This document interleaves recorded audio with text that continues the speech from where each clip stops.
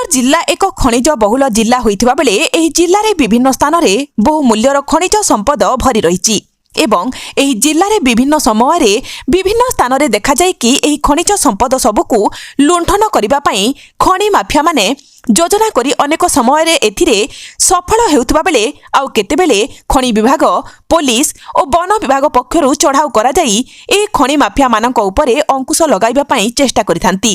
କିନ୍ତୁ ଦେଖାଯାଏ କି ଅନେକ ସମୟରେ ଏହିଭଳି ଚଢ଼ାଉ ସମୟରେ ଗାଡ଼ି ସହ ଖଣିଜ ପଦାର୍ଥ ଜବତ ହେଉଥିବା ବେଳେ ଖଣି ମାଫିଆମାନେ ଫେରାର ହୋଇଯାନ୍ତି।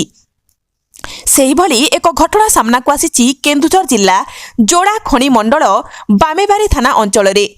ଗତ ରାତିରେ ମାଙ୍ଗାନିଜ ଚୋରା ଚାଲାଣ ପାଇଁ ଏକ ଟ୍ରକ୍ ଲୋଡ୍ ହେଉଥିବା ବିଶ୍ୱସ୍ତ ସୂତ୍ରରୁ ଖବର ପାଇ ଯୋଡ଼ା ଖଣି ବିଭାଗର 4 ଜଣିଆ ଟିମ୍ ଅତର୍କିତ ଭାବେ ନୟାଗଡ଼ ନିକଟ ଓଜନ କଣ୍ଟା ନିକଟରେ ଚଢ଼ାଉ କରି ଲକ୍ଷାଧିକ ଟଙ୍କାର ମାଙ୍ଗାନିଜ ସହ OR 09L8958 ନମ୍ବର ବିଶିଷ୍ଟ ଏକ ଟ୍ରକ୍କୁ ଜବତ କରିଛି ଖଣି ବିଭାଗ।